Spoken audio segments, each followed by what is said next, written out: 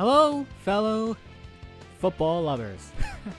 I decided to get this game. It's on the original PlayStation 2. Not an emulation or modded or anything like that. It's on an actual PS2. Got it via eBay. So far it's working fine. I heard good things about this game.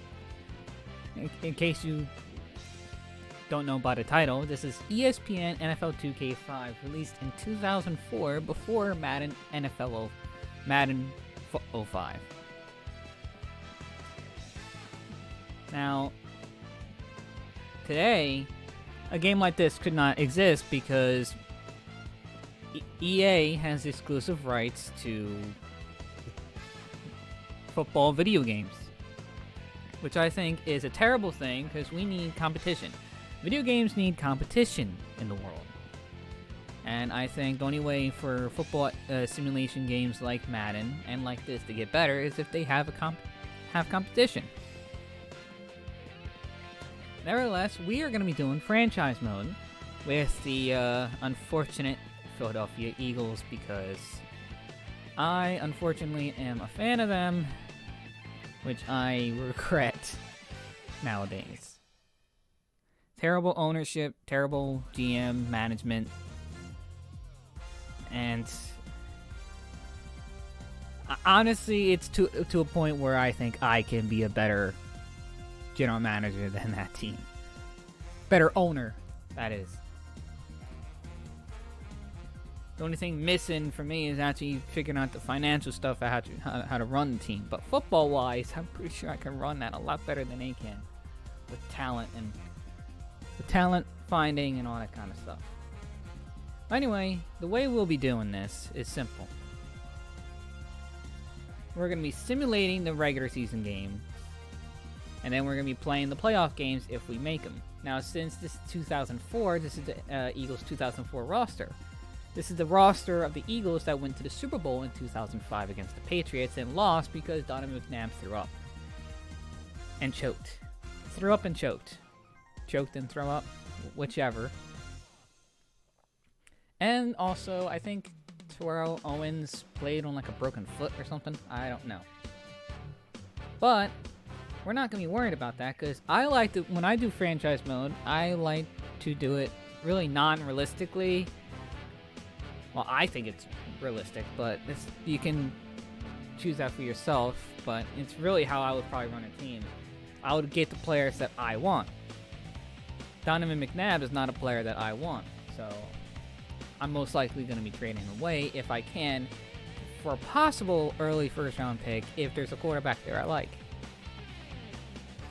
That's normally how I do it. Once I take over a team, it's pretty much immediate rebuild. Within reason. Immediate rebuild within reason, that is. But we are definitely going to be getting into it. First, let's check out the team. We have Donovan. This is a weird depth chart. Not one I'm used to because this plays very differently than the old Maddens. We got Donovan McNabb as the first team quarterback. Brian Westbrook. Richie, don't remember his first name. We have Owens, Pinkston, Lewis as our tight end. Thomas, Hicks, Fraley, Mayberry, and Runyon as our offensive line. Left defensive end, Kalu. Defensive tackle, Simon, Walker, Von Kurse, Wayne, Samayu, Jones, Leo Shepard, one of my favorite corners, and Sheldon Brown. Now I got Marvin Lewis and Brian Dawkins. Kick returner, we have a guy named Wynn. Punt returner, we have a guy named May, David Akers, and Johnson. It always seems like the Eagles have a punter named Johnson or something similar. Johnson or Johnston, or it's like, okay. Our head coach, of course, is Andy Reid. Hopefully I can eventually get like a new head coach. What I like about the older Maddens, I have this in Madden 07. But I have a retired player who's my head coach. I think he's a guy named Lewis who used to be on the Buccaneers. I forget, I'll have to re-look at it again, but I have a very defensive-focused team. I love defense. I build around defense. Mostly, I like to run a 3-4, usually a 3-4 hybrid with some 4-3 in it. But mainly a 3-4. So, if I can, I'm probably going to be changing the Eagles defense a lot. Within reason, because they still have Johnson as their defensive coordinator before he died. So, can we trade Jeff Blake for maybe like a third rounder?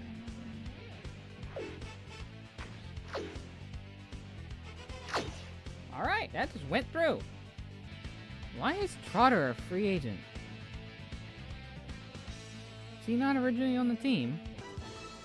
We're off from this. 10.5 mil with an ascending contract, 50% bonus for 3 years.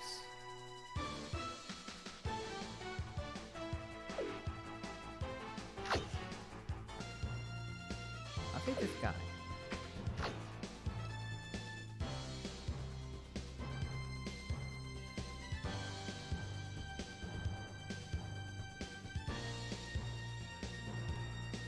I'm okay with this. Accept the offer, alright. So now team needs wise, we are good on everyone. We'll simulate the preseason. Not looking good in the preseason. That's fine. It's just the preseason. What's this?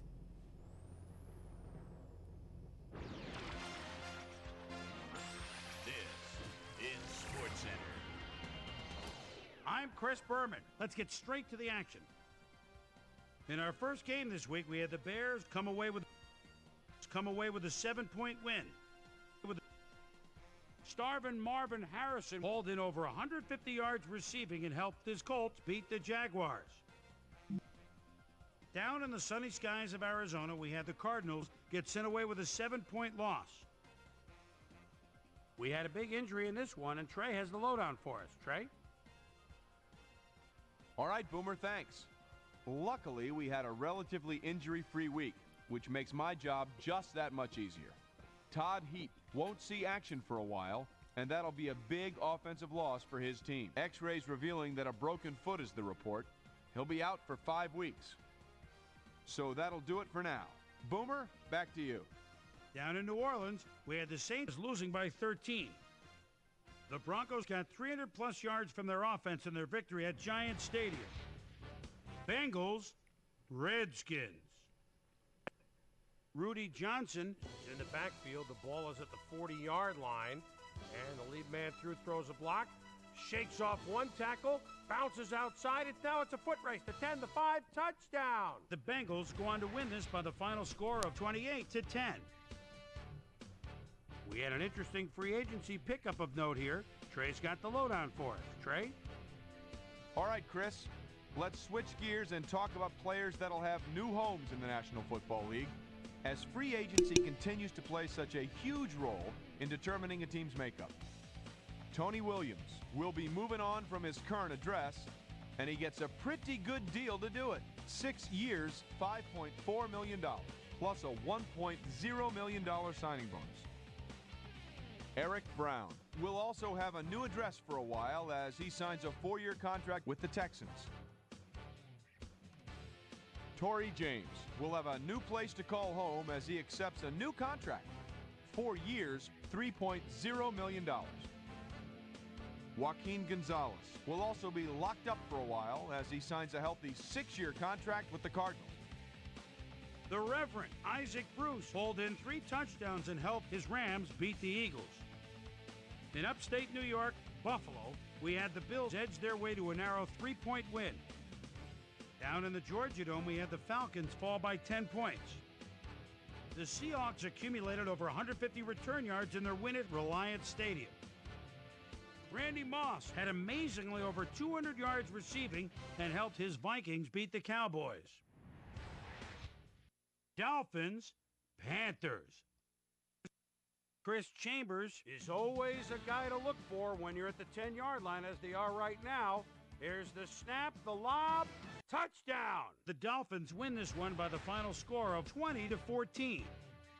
Over now to news of a trade that might have some ramifications. Sean Ellis leaves the Jets and is on the move to the Raiders. And they obviously see that as one of the areas that needs improvement. In exchange, they'll get a couple of guys in the deal, and here's the one drawing attention. Warren Sapp is a guy that ought to be able to fit right in with his new club, and he should make his presence felt over time. So that'll just about do it. But before we go, I'm going to toss out a few game balls to my prime-time players. Each and every one of these men had a week to remember. That'll do it, sports fans. I'm Chris Berman, and thanks so much for joining us here in the Bristol studios. We'll see you next week right here on ESPN, the worldwide leader in sports.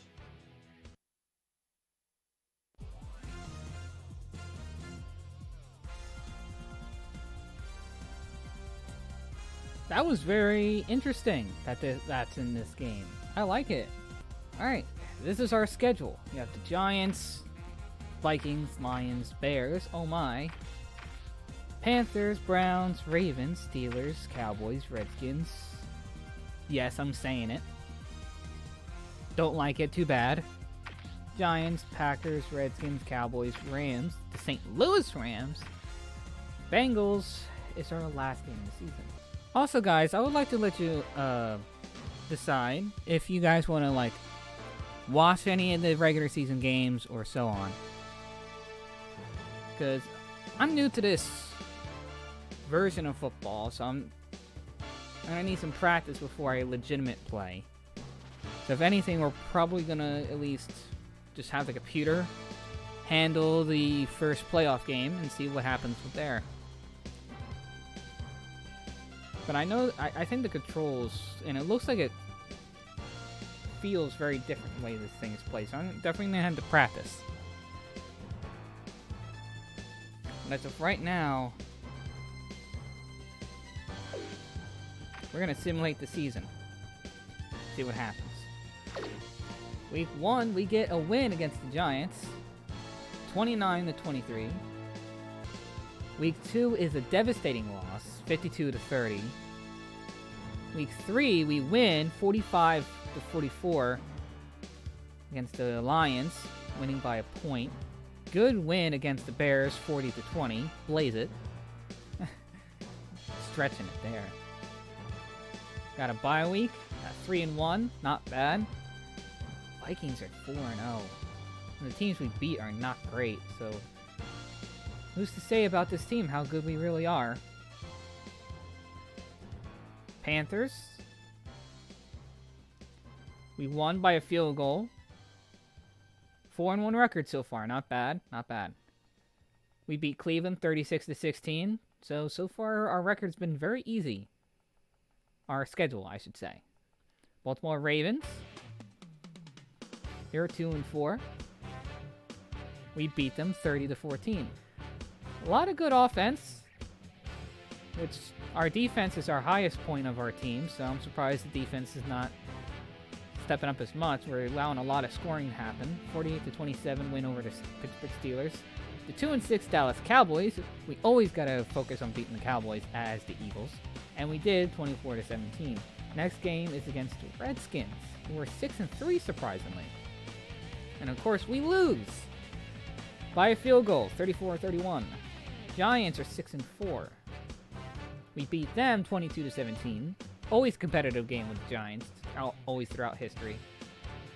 Against the Packers, and I think it's Brett Favre in this game. 400 passing yards. Damn. 43-36 win. Nice. Redskins, they're 9-3. Can we beat them this time? We can. 38-24. We're looking good. 11-2. Dallas Cowboys are 3-10. Looking terrible. We make them 3-11 by a point. 34-33 win. Lost the St. Louis Rams, who are 6-8. With Mark Bulger going bulge out a victory. We're probably going to lose now that I said that stupid joke. No, we won. 10 300 passing yards. 5,000 passing yards by a single player. Jesus. Oh my goodness. We lost against the Bengals, making a record 13-3.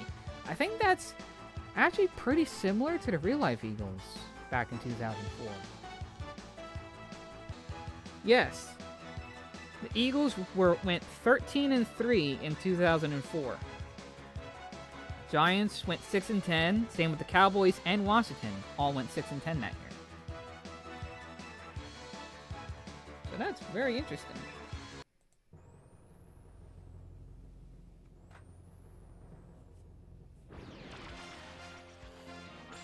This is SportsCenter.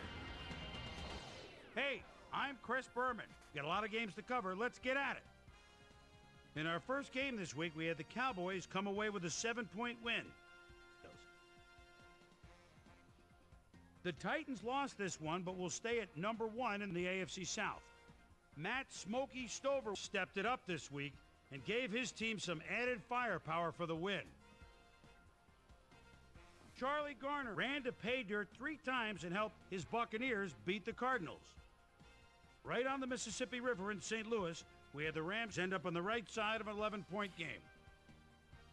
In a long-standing NFC rivalry, we had the Panthers win their 10th game of the season.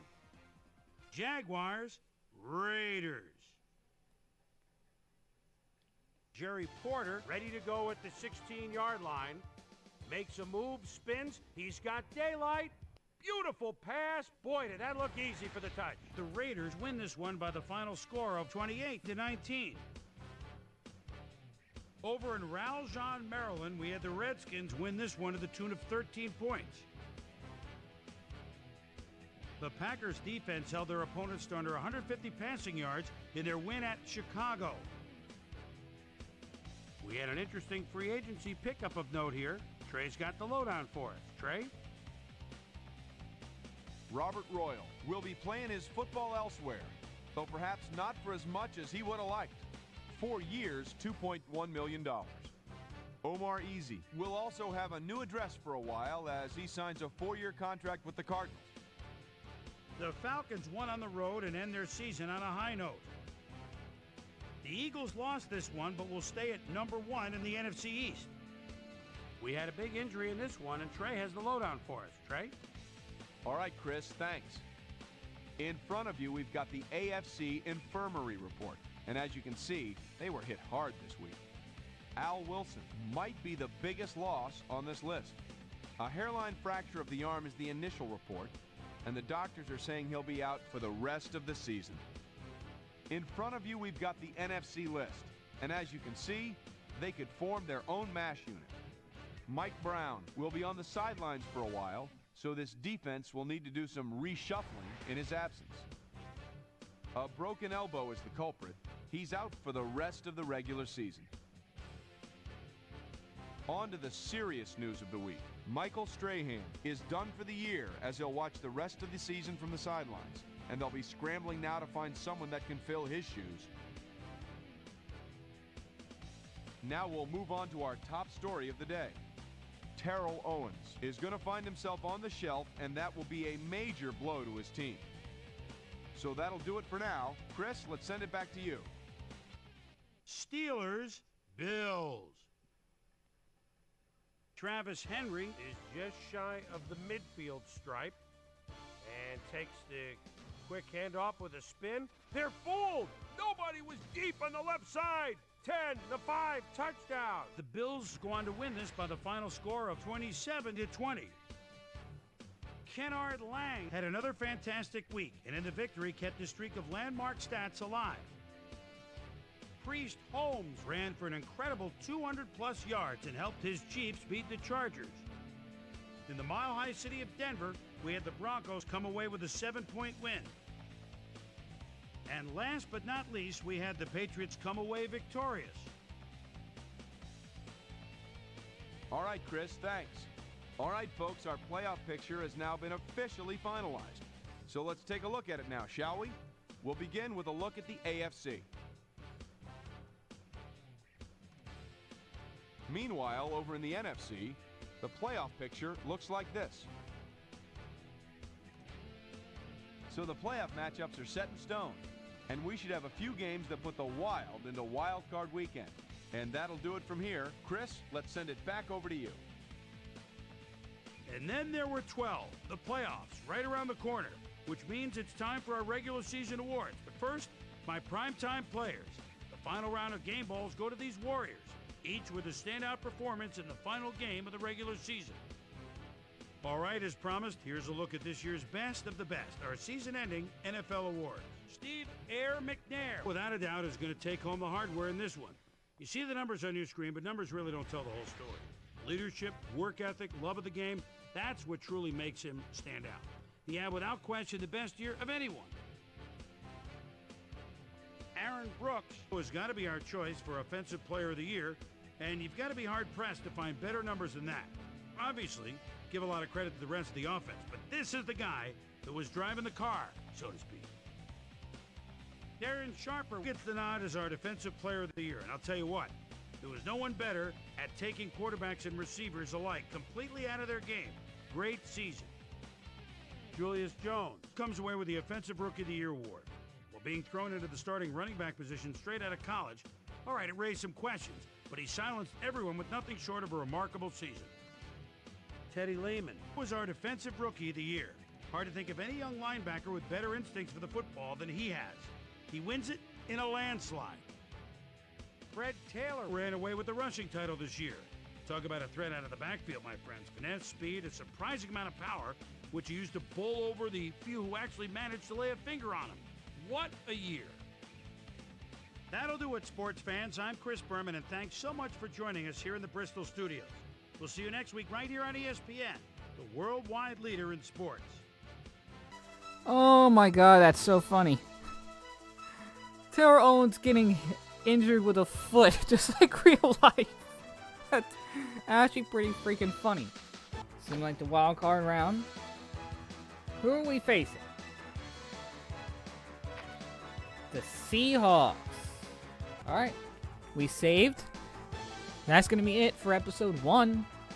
I know it's not any gameplay, it's mostly just menu manipulation, as well as some ESPN highlights throughout the previous weeks. This is more, episode 1 is just mostly just getting into it, which this is my first time even turning on the game, so bear with me. If you like this, leave a like, subscribe if you're new and you want to see more, and definitely comment down below what specifically you would like to see or not like to see from this series. And no saying I don't want to watch this as not something you don't want to see. If you don't like sports, don't watch the videos. I'm a big sports guy, as well as loving the other games that are on this channel, like GTA, Red Dead Online, and any shooters. I like to be a variety channel. If you don't like that, I apologize, but that's something I like to do. And I don't want to create a whole entire another account just for sports, because YouTubers who make multiples accounts just honestly kind of tick me off. It's like, why do I have to go to all these different pages to find these, just to see the game from you that I want to see? It's like, no. I like to put everything in the one channel, and they're gonna be. I make playlists. So if there's a particular series you would like to see or not like to see, there are playlists separating them so you can avoid the ones you don't want to see and watch the ones you do want to see. There are playlists all across this channel, so please check out and see if there's a game there you'd like to see. Got a lot of series in progress. I'm working real hard at this, so any sort of support is greatly, greatly appreciated. I'll see you all next time